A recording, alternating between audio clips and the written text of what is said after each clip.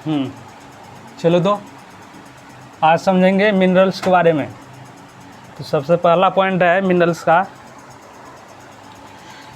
सबसे पहले यहाँ पे क्या लिखा है वो समझो, वर्ड को समझो, ठीक ना।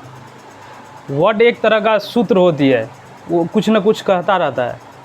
वर्ड को समझो। Minerals are also essential for growth and health of our body. ये सक्षम है किस लिए? हमारे बॉडी के लिए, ग्रोथ करने के लिए, ठीक।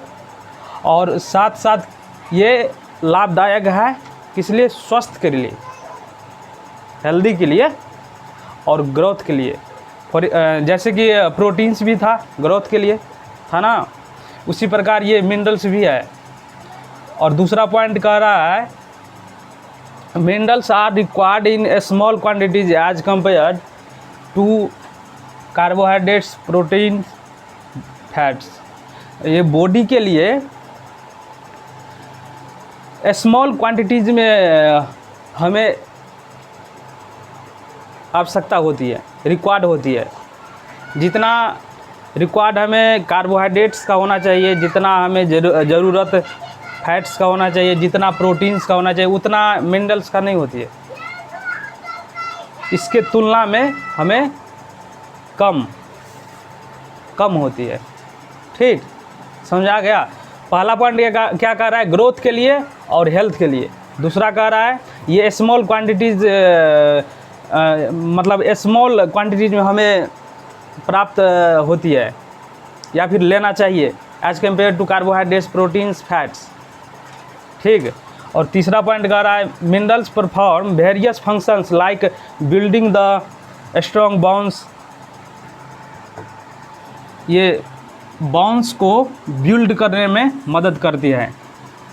बिल्ड मतलब उससे मतलब उसे पावर, हमेशा उसे सही रखने में मदद करती है। और maintaining the heart beat.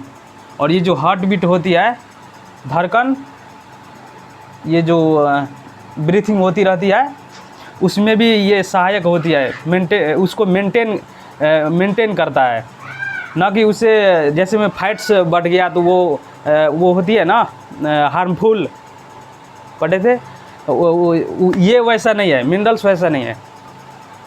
Minerals ये बेनिफिशियल है, ये मेंटेन करता है हार्ट बीट को।